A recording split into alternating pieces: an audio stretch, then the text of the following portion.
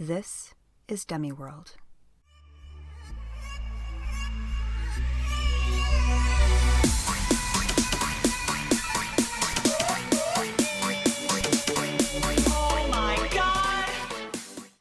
All right, so hey everybody, this is Demiworld. I'm Cyndi. I'm Kelly. And there's a big storm over in Wisconsin right now, so we'll see how far we get. Yes, but it's perfect mood, ambiance setting for what we got going on. The background is set. Yes. It's sunny here in California. As always. Actually, it's kind of cooler today. We've got clouds. It's very coastal. It's kind of nice because we had like 100-degree weather there for a while, which was awful. Yeah. Ugh. Yeah. It was sunny here up until like 10 minutes ago or something. Yeah, like 10 minutes ago. Yeah. That's how man, the lights are flickering. Oh, the lights are flickering, Cyndi. I'll let you know if I lose power. I guess you'll know if I lose power. Well, you're on your laptop. Everything's plugged into your laptop, right? You have a battery on that? Yeah, but the internet goes down then. Oh, the internet goes down. Yeah. Yeah, no shit. I told you, man, my brain is fried from trying to apply to these jobs. I don't even know which way is up anymore. That's okay. All right, well, let's fingers crossed. Maybe we should get started. Or do you want to we'd have to table it for next week because I'm going out of town this weekend. Oh boy, there's a tree hitting the house. No, it's good. Let's keep going. This is scary. We got scary stuff to talk about today, and my house might fly away into Oz. Oh, shit. You don't have any little cats that you can rename Toto, do you? No, I don't have any pets, and I want a cat so bad, but no. Yeah, we want to get a kitty too, but it's not on the table at the moment. Yeah, I gotta wait until I'm more permanent. Yeah, exactly. All right, well, let's see. Today we're going to be talking about teen urban legends and creepy stuff like that. Ooh. I know. I wish I knew. Like, what is the? what's a creepy like song? That one. Ooh. I was just gonna do that one. There's like the psycho one, which is. Isn't that like Friday the 13th? Friday the 13th. That's not Teen Wolf. Are you sure that's not Teen Wolf? It might be when he transforms or when he's going to make a basket. When he's playing basketball. Yeah. Like when he thinks he might be turning into the wolf on the basketball court. Yeah, that's the one. Okay, so this is the first episode of season 2. It's the first episode. Season 2 is about urban legends. All about urban legends. And that Merriam-Webster says the definition of an urban legend is an often lurid story or anecdote that is based on hearsay and widely circulated as true. Exactly, and my research has told me that urban legends are basically contemporary folklore, but where like traditional folklore has like this kind of, like the old hag sitting around the fire, like cackling and telling a scary story about fairies and goblins and stuff. Urban legends have like this realistic thread that runs through them with current events thrown into the mix, so it makes them seem more tangible, and you're always like two people removed from who told it. Oh, my cousin's sister's aunt's uncle witnessed this happen, so it has like this air of something that actually did happen, but of course it hasn't happened. So my first experience with urban legends is growing up. My best friend Jenny, her mom, Linda, would tell us urban legends that she heard when, I guess, probably like when she was in high school. And because these were from the 60s, the lights are flickering. It's so eerie here. It's only 5 o'clock and we have to have the lights on because it's so dark, but it's flickering. Those big, dark clouds rolling in. Yeah, no rain yet. But we were in middle school age, and so I don't know, man. We were scared. We were just scared. They're pretty creepy stories. Did she tell them? She told them to you as urban legends, like not truths? No, she told them to us, I believe, as like ghost stories? As like ghost stories. I think she may have actually even called them an urban legend. She didn't tell us as if they were true, but she may have said that when she heard them that she was told that they were true and they weren't. Right. Which is good that she told us that, because we were like looking at her like, we're scared. Because they also like lived in a haunted house. Oh, okay. Yeah, so it was like really easy to scare us in that house, and so I think she didn't want us to like be any more scared than we usually were in that house. Well, like writing about the two with some variations that I'm going to talk about today, I got creeped out at night writing about them. Oh, I do that. Because I did it during the day. Yeah, well, I should have, but I was like, oh, this is the only time that I'm alone, that no child is going to be bothering me. My husband's not going to be asking me where something is. So I'm like, I'll just do it like at, midnight or whatever. And I had to stop. Cindy, you know better. You know yourself. You know yourself. I know. I'm a big chicken. I really am. But it was convenient. The barometric pressure is changing. My ears are popping. Oh my God, really? Yeah. Yeah. I hope it doesn't hail. My car, I don't know if it has hail coverage. Yeah, I've heard that can be a huge problem. Yeah, we'll see, I guess. Yeah. Okay, anyway, Yeah. sorry. Well, I'm probably going to okay. be distracted this whole episode. That's okay. So one of the key components of an urban legend is adding local flavor into it. So one story can be told, like some sort of maniac story will be told in Oklahoma, and in that small city in Oklahoma, and it's told in the mini mart will be included in it, and maybe one person by name or something that local people know about, and then it'll transfer to a town in Indiana, and now you've got that local mini mart in the story. So it picks up these different elements as it moves across a locale or a country, you could say. Sure. And different things might be added, like people might be added to it, a weapon might be changed, and details will be kind of augmented to explain away a part of the urban legend that really makes no sense. So you'll have what we would be considered like a criticism, oral literary criticism will be added, like, oh, okay, well, the phone call was traced, like that sort of thing. Like, you really can't trace a phone call that way, but, we'll explain it away some other way. So it's kind of whoever is telling the story might change bits of it to make it seem more realistic. Right. And it just kind of adds to the story itself and to whatever locale it's in at that moment. So it's kind of a ever-changing story. And even when I was writing mine down to tell you, I added details to them. I'm like, oh, okay, well, this makes more sense than what the book said, so I'm just going to change it because the stories I wrote are like my stories. There's no I couldn't remember exactly the wording that Jenny's mom used, and so when I wrote them down, like, these are for sure 100% like my own words. Like, this is my retelling of the story. Yeah, and that's how urban legends are supposed to be told. That's each teller, it's their story. So each time it gets told again, it's like gossip, like a rumor. It gets changed a little bit, and that's what makes them kind of so cool. You can kind of trace the changes as it moves around. Like some of the scholarship I was reading, they kind of the professors will look and just kind of collect them from different areas and see how it's changed and like find a common thread between the same story told a bunch of different ways. Ooh, thunder's rumbling. Ooh, I hope it gets on your recording. That'd be so cool. Yeah, it should be here soon. My phone says the red should be here real soon. Let me check the radar. Yeah, that was a big storm. Ooh, yeah, it'll get here soon. Okay. Do you want to tell yours first, or do you want me to tell mine first? I can start with mine. Okay. Story number 1.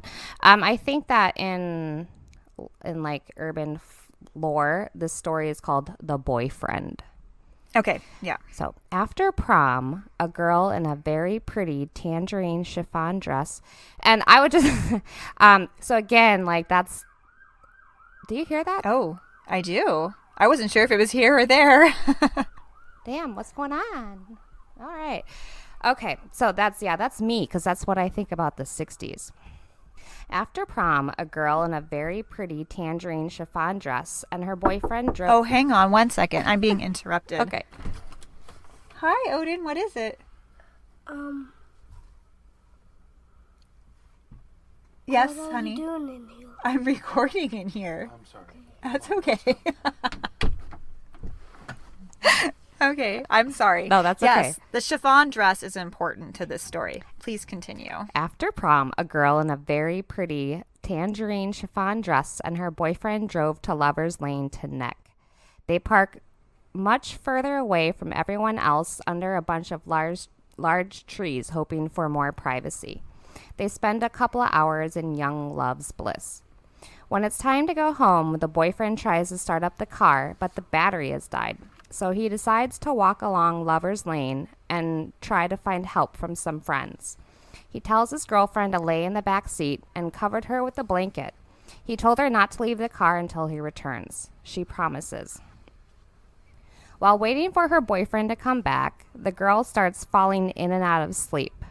But she's disturbed by the sound of the tree's branches scratching the top of the car. Eventually, she is overcome with exhaustion and falls into a deep sleep until daybreak. She is woken by a police officer knocking on her window. She unlocks the car door, and the police officer took her by the hand. He said, "I'm going to walk you to my car, but under no circumstances are you to turn around and look behind you." He says He's ominous words. He says it twice. Do not turn around and look behind you. As they are walking away, the girlfriend's curiosity got the better of her and she turned around. Her boyfriend was hanging upside down over the car. His throat had been slit. As he swayed with the wind, his fingernails were scraping along the top of the car.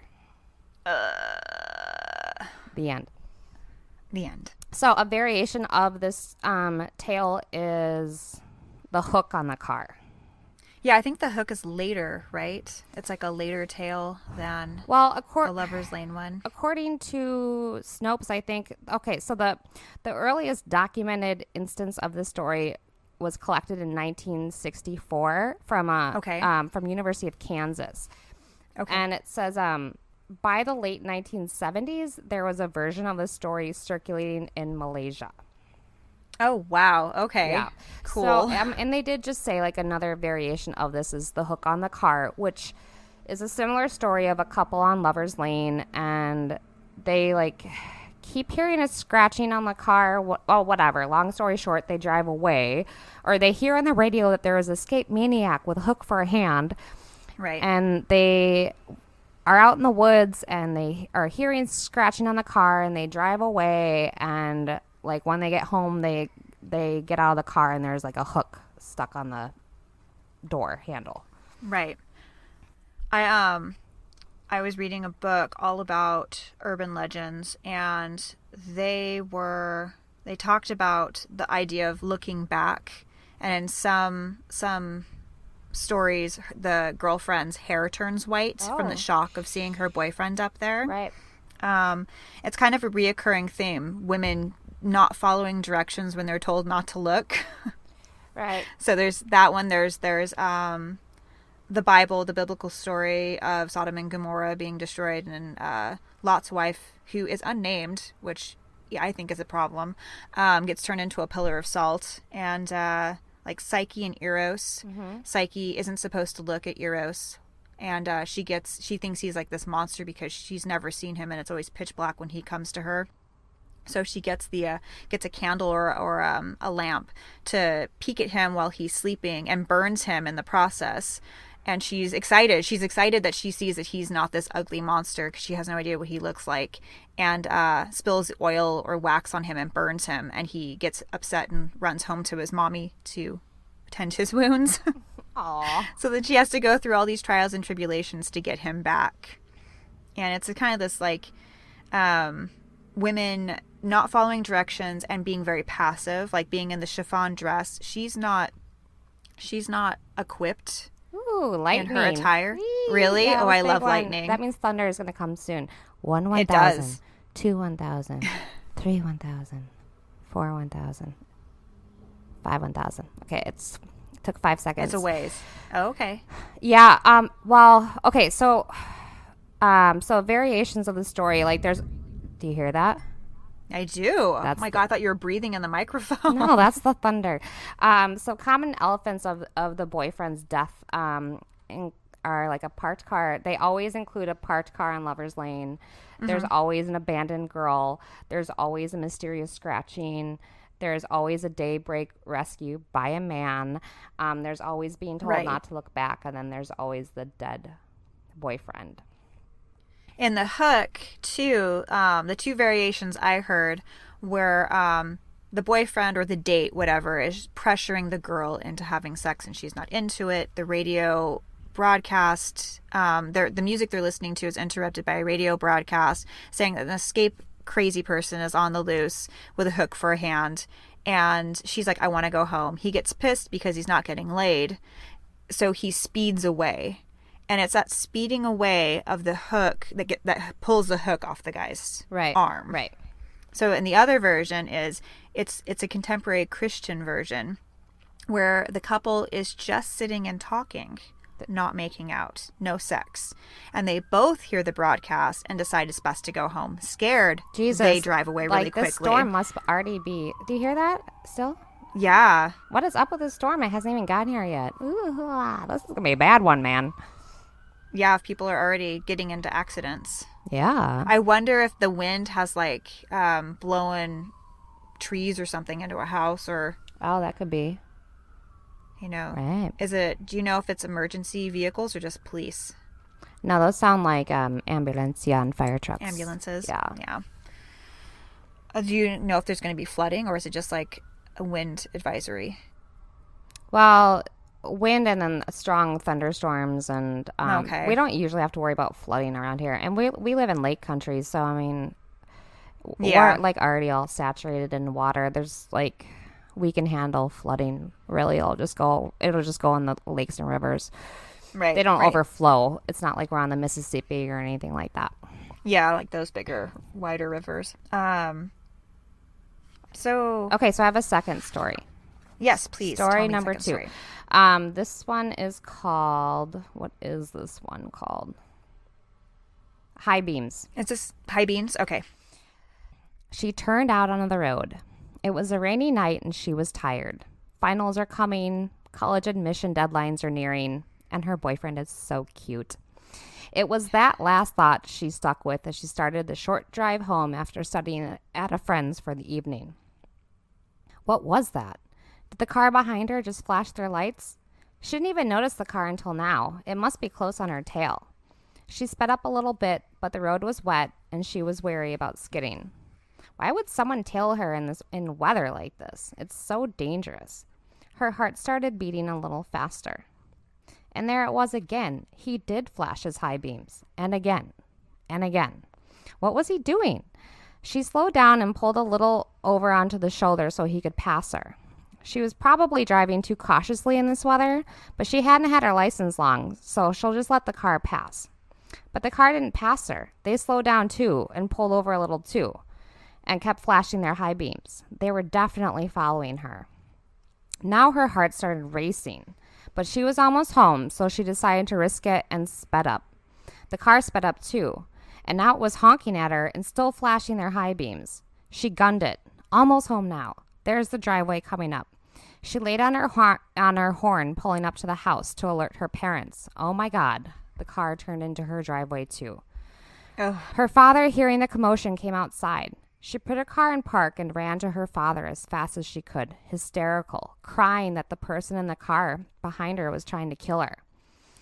And she was right. The man got out of his car with a gun. He was going to kill her and her father. But instead, he stopped at her car and opened the back door, pointing his gun at something. He said, "Call the police. There's a man with an axe in your back seat. Every time every time he got up to kill you, I flashed my high beams and he got back down." So a variation of this story is the gas station attendant, where a woman is at a gas station pumping gas, and the attendant like calls over the speaker for her to like come in the gas station or whatever, and then he warns her that there's a man in her back seat. Oh, I don't know that one. Oh, okay. So it's similar. It's the version I heard was that a woman is getting gas and a man is already in her back seat, and the gas station attendant like notices. There's variations of it where she's pumping gas and someone gets in her backseat while she's pumping gas, which is why I always like lock all of my doors. Like when I'm pumping gas, if I'm by myself, I only have like the driver's side unlocked. Um, and the gas station attendant notices and then calls her inside and tells her. So then Snopes said that this urban legend started appearing in 1967. So my cousin had an older Nova car that had bench seats in it, and she would always look in the back seat because it's easier to hide on the floor behind a bench seat than it is behind bucket seats. Right. Mm-hmm. And she was always afraid that someone was going to, because of this legend. Like, it's freaking scary, like, especially if you're driving around alone at night. Right. And, like, I lived in the country, so I always checked because it's just better safe than sorry.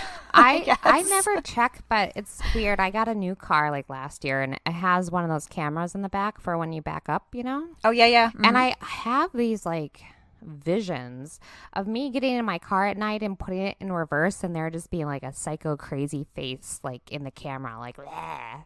And then I just, like, gun it and run him over because, he's hiding, like, directly behind my bumper.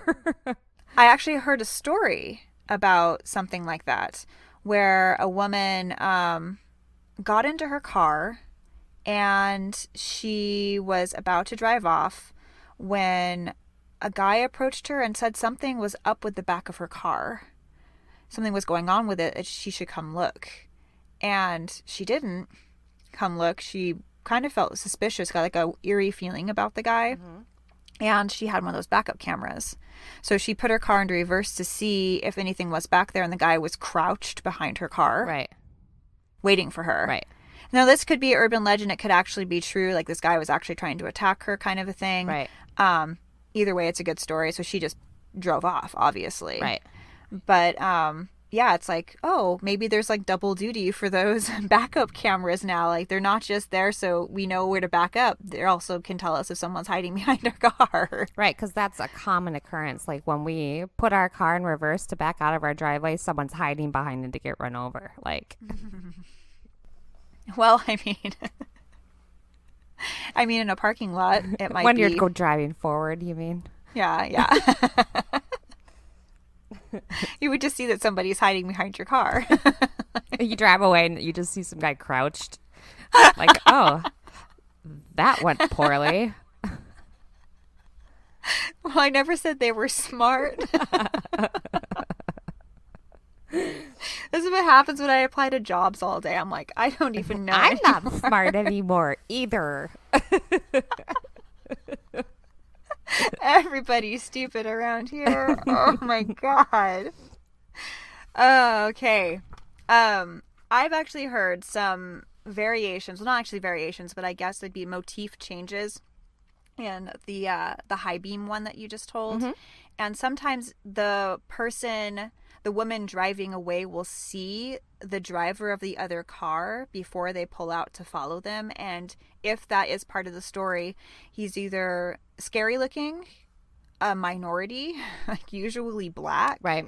Or just like totally scruffy, like disheveled. And that adds to the idea that she knows who she's being followed by, somebody scary somebody right. other. Yeah. Yeah, like that whole idea that black people are out to get white women, which is ridiculous, but it makes it into these urban legends for sure. It plays on society's fears. So high beams, I wrote this one up the way it is because I just couldn't remember the story. You did a great job. I really like it. Thank you. All I could remember was like the high beam part and the guy with like an axe in the back seat. I think like when I looked on the internet, most stories had a guy with a knife in the back seat. The knife, yeah. So the common elements in this story, no matter where it's told, is that it's always a young girl. She's always rescued by a man. She's always preyed upon by a man. It's always at night, and it always involves a car. And so I think it's like came out in 1967. It's like cautionary tales about like women having too much independence, driving alone, like being vulnerable, being away from home, and needing a man to rescue her from other men out in the world. Well, yeah, it goes back to that women are usually passive characters in these stories that have to be rescued and always preyed upon by a man. Right. which has to do with the patriarchy, but we'll get to that. Right. Okay, so my stories are about babysitting, because what's not scarier than spending an evening in somebody else's house watching their kids? I used to get so scared. I used to nanny, and the houses that I would nanny in were old, creepy houses that had, I swear they had voices, because those houses talked at night, and it sounded like someone was walking around constantly. So creepy. I used to babysit too. There's another siren. It is. But I used to babysit. I was a nanny when I was in high school, which was in Telluride, Colorado, which is a very exclusive community. So I would babysit at like 5-star hotels and in like $1 million mansions, and I never got scared once. Really? Oh, that's so nice. Yeah, no, I mean, if I was at a hotel, like, there's no way. Like, we enjoyed a lovely There's a evening, million people there. listening Yeah. to music in the lobby and ordering food, and then they went to bed and I watched TV, and then these giant houses, they were like new, and no, I don't think I ever got scared when I was a teenager, I have to be honest. I don't know. Well, I don't know what happened to me, man. There was one house in particular in Petaluma that had been like a big mansion type house at one point, but it had been separated into 3 houses. And one of the thirds, stood on the original side of the house, and the other 2 had been moved a few blocks from there, which is really interesting. But the house was built in like 1900. It had 2 stories. Upstairs, actually, was it 2 stories or 3 stories? It might have had like a little 3rd story on the top, which was the playroom / kids room, and it had one of those little doors in the wall, because it was in the attic area, so it had like the slope of the roof in the room itself. And that something about little doors are just creepy. They're just creepy. I think that's why Jenny and I that's why her mom like tried not to scare us too much, because they lived in an old farmhouse that had been built like just before the turn of the 20th century, and right, or earlier, I guess earlier, because their house was a stop on the Underground Railroad. So, oh my God! So people died there. They did. They were born there. They died there. So one was like that was 1860s. Their house maybe was built in like 1850. But so there's like all these sealed off passages that went to the literally went underground. It's like someone outside, and then they had like these kind of like secret rooms, like hiding spaces. There's all these things that were like sealed off, and like all these like crawl spaces that like shouldn't have been there, and like it's creepy. That's fascinating and terrifying at the same time. Yeah, I remember one time her parents came home and we were sitting outside waiting for them. And it was like 5, we were like 13 years old, and it was like 5 o'clock in the afternoon, because we were terrified of that house.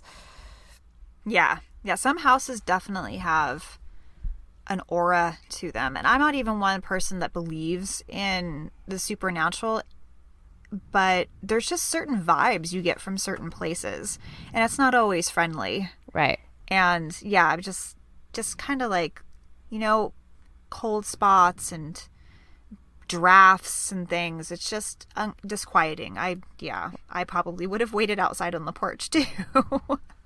All right, babysitting stories.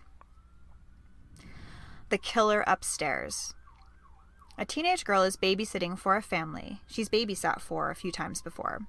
She managed to get the 3 kids to bed without any trouble, and now she's sitting downstairs watching TV, waiting till the parents come home, when the phone starts to ring. The girl rushes to answer it so it doesn't wake the children. She says hello several times, but the caller remains silent. Thinking that it's probably a wrong number, the girl hangs up. A few minutes later, the phone rings again. This time, the caller breathes heavily. Irritated, the girl slams the phone into its cradle, only to have it ring a 3rd time. Furiously, she answers the phone and yells, "What?" The caller breathes heavily and asks in a gravelly voice, "Have you checked on the children?" Frightened, the girl looked towards the stairs where the children sleep in their 2nd-story rooms. How in the world could this person know that she was babysitting? The only people who know that she's where she is her parents and the parents of the children. Before she can hang up, the caller asks again, "Have you checked on the children?" Freaked out, the girl slams down the phone again and immediately calls the operator. She tells the operator about the calls, and the operator says she will trace the next call, but she needs to stay on the line for a full minute. No sooner has the girl hung up the phone than the phone rings again, and the gravelly voice asks, "Have you checked on the children?" All the hair on the back of the girl's neck stands up as she listens to the strange man breathing heavily on the phone while she waits for the operator to trace it. After a moment, the man hangs up. The babysitter hangs up and waits for the operator to call back. A few minutes later, the phone rings. The girl snatches it up and breathes a sigh of relief when she hears the operator's voice. The operator tells the girl to get out of the house, that she traced the call from inside. Terrified, the babysitter drops the phone and runs to the children's room.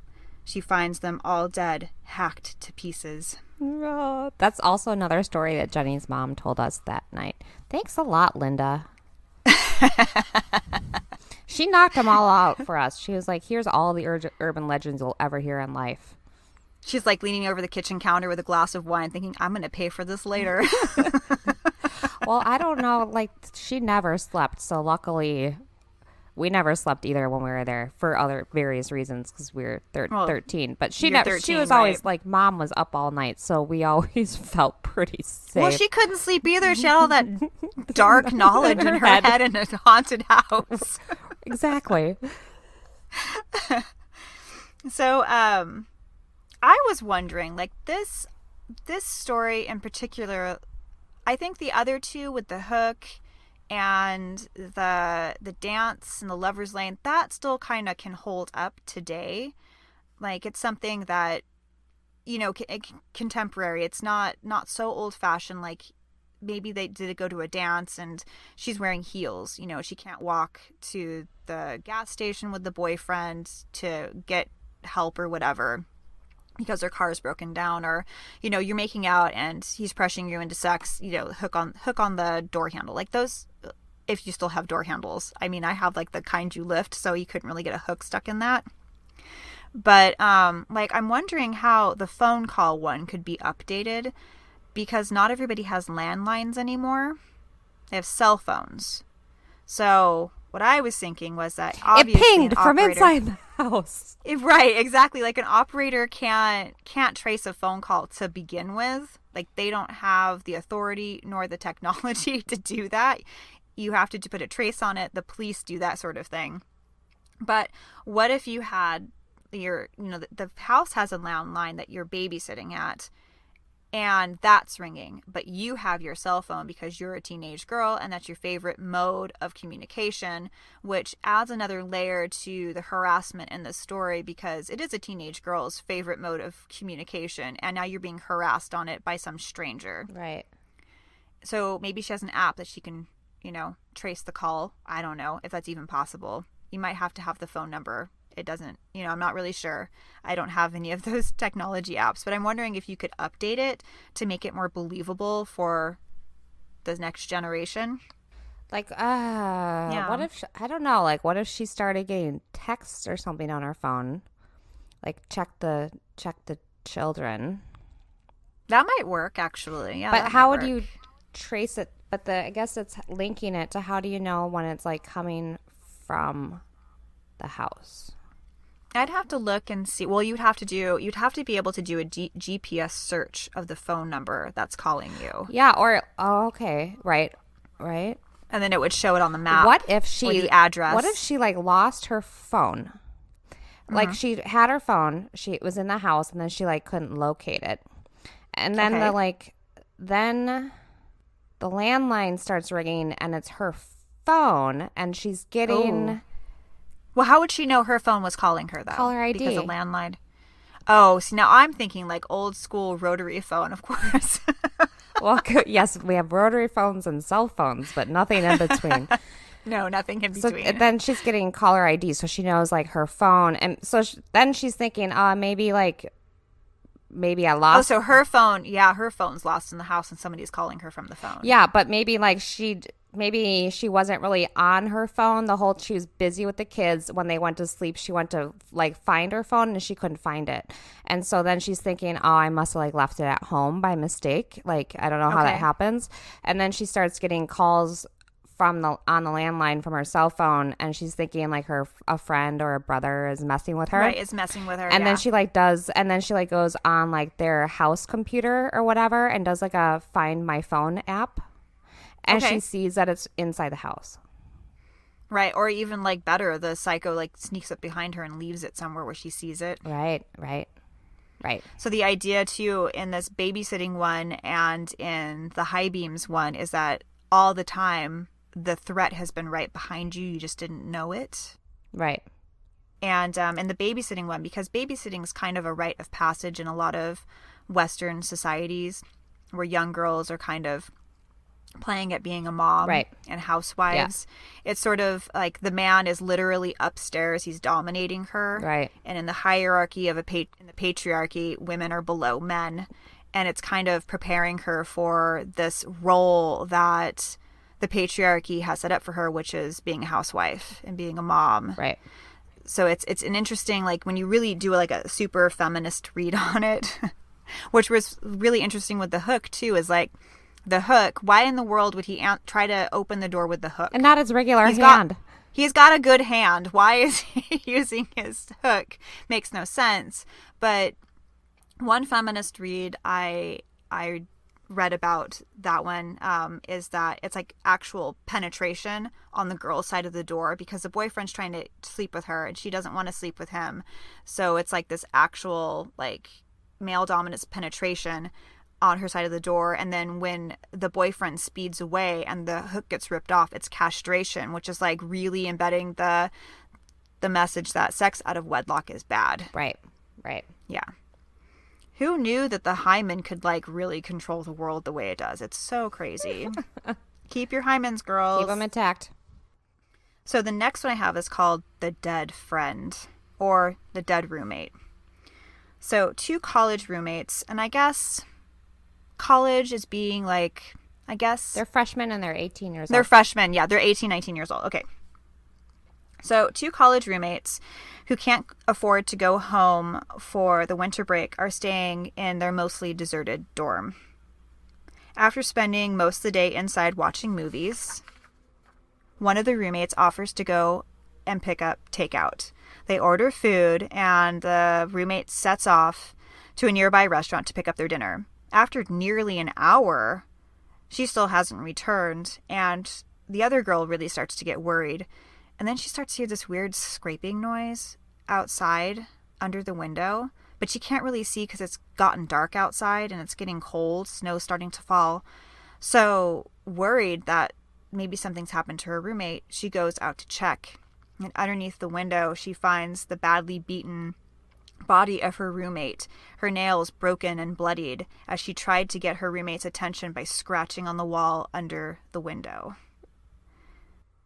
Creepy. Moral of the story, girls, don't go to college. Don't be alone ever. You must have a man with you at all times. When you leave your daddy's only they house, had had you guns. better leave it and go right into your husband's house. That's how that works. Exactly.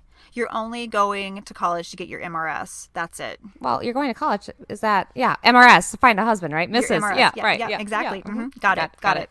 Woohoo.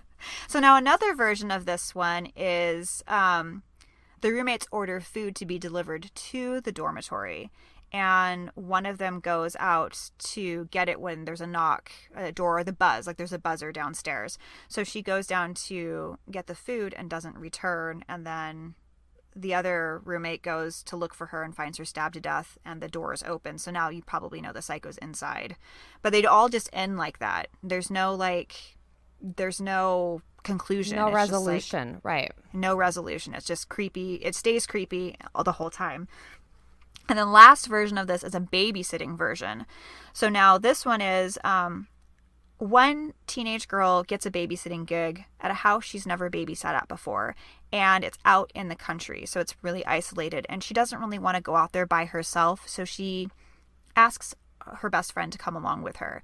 So the best friend and her go out to the house. They get dropped off by a parent, and the parent of the children leave. The girls work together, get the kids situated, and now they're watching TV when the friend leaves for some reason. The two girls get separated. She can either go to the bathroom or she goes up to check on the kids. But wherever she goes, she doesn't come back. And the babysitter starts to worry about her friend, and she starts to hear this thumping noise. Thump, thump, thump, coming from the hallway outside of where the kids are sleeping. So she's freaked out. So she finally goes up there to look, and she finds her friend's body is lying there. Her arms and legs have been chopped off, and her tongue's been cut out. And she's been trying to, this is so ridiculous. I'm sorry. I'm trying to say it without laughing. She's trying to pull herself back to where her friend is with her chin. Sorry. So she's pulling her body with her head, basically. I thought you were say she was pulling her head, like her body, like with her teeth, you know, like digging her teeth into the floor and pull and dig her teeth. I guess chin would probably be less destructive. Chin is better. Wouldn't you just like, I don't know, just try to like roll? Roll off of a ledge and die? You roll down the stairs. I mean, how else are you going to pull yourself when your arms and legs have been cut off? Roll on your back and hope that you choke to death on your blood from your tongue. Yeah, your tongue's been cut out. Yeah. Exactly. This is like where it gets like turns to gruesome, like really gruesome, like very horror movie gruesome. It is very like slasher movie. Over the top. But you never like, there's no resolution as to what happens to the other girl. Like, we know the psycho's in the house, so what? Like, babysitting ones are just like, they're open-ended. End them however you want to end them, because nothing good's come of it. The kids have either died, the roommates have died, something horrible has happened. And it's like the whole idea of like, you know, women, like in your stories, it's kind of like the car has given teenagers the ability to go out away from their community and their homes, giving them autonomy and individuality and independence. And you have to be careful with that independence because there's still dangers out there. Whereas with the babysitting ones, it's like, girls, by yourself, you are not safe anywhere. Right. There are psychos in the house right behind you doing terrible things to the children, to your friends. It just sends this message of just like, women can't be alone. Kind of like in the one with the car with the high beams. Right. You just can't be alone. Right. Those were my two, or whatever, however many I told versions. And those are my two. Yeah. And the big storm, I think, sort of not fizzled because there's more coming, but it wasn't as big boom thunders like I was hoping. Yeah, the sirens have stopped. Yeah, the rain has stopped for the moment, but it's still coming. Do you still have the picture of the Doppler on your phone? I do, and the red is past. Actually, now it's like in Milwaukee. Okay. We're like in a little bit of a little window right now, and then there's gonna be a little bit more rain. It kind of like all these giant storms have been missing us all summer so far, which is a bummer. I really like thunderstorms. Yeah, they're fun. They're kind of creepy and fun. Yeah. We don't get them very often here in California. No. Like once or twice a year. No, and a few years ago when I moved back to Colorado, I was living in the mountains. I was like kind of more up in the high country, sort of as they call it. And we had thunder snow. Whoa, cool. Yeah. Wow. Yeah. I didn't know you could do that. That's cool. Yep. I don't see any of the dead trees standing anymore, so that's nice of nature to remove those for us. She does. She'll come through and clean house. She'll do a little culling for you. Weed the garden. Yeah. Thank you. Thank you, madam. Thank you for doing that for us. All right. Well, so yeah, thank you for joining us. This has been Demiworld, our first installment of the second season on Urban Legends. I'm Kelly. And I'm Cyndi. And thanks for listening. This has been Demiworld. You can follow us on Facebook at Demiworld Podcast and Twitter at DemiworldCast. You can write us at demiworldpodcast@gmail.com. You can find the cast anywhere podcasts live or at our website, demiworld.net. And remember to rate, comment, and subscribe. Thanks for listening.